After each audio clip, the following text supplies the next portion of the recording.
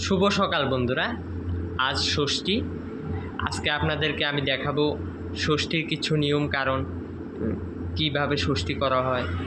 কেউ বাঁশ গাছের ঝাড় কেটে এনে লাগিয়ে ওটা পেতে সুতা পেঁচিয়ে ওটা পেতে নমস্কার করে একেই ষষ্ঠী মা বলা হয়, কলা টলা কেউ দিয়ে। আর কেউ মাটি দিয়ে কালী বিলাই ধলি বিলাই বানিয়ে কয় এটা মা ষষ্ঠী। তা আমিও ওটা দেখাবো। এটা আমাদের পাশের বাড়িতে একজনের বাড়িতে আছে, ওদের বাড়িতেও যাব, আপনাদেরকে দেখাবো। তো সঙ্গে থাকুন।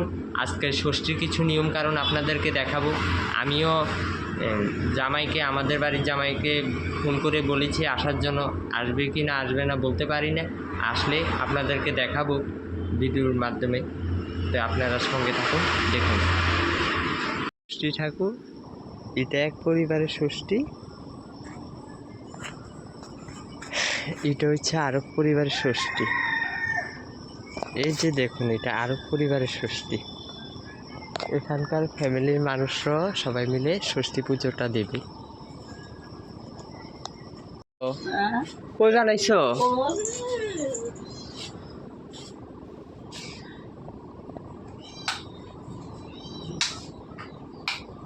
ও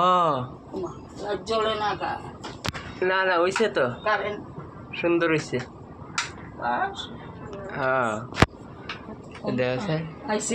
হ্যাঁ এই ভাড়া দিয়া তোমার মতন কেউ সুন্দর পারিনি। আর করো যে, আর কত বয়স হয়েছে তো।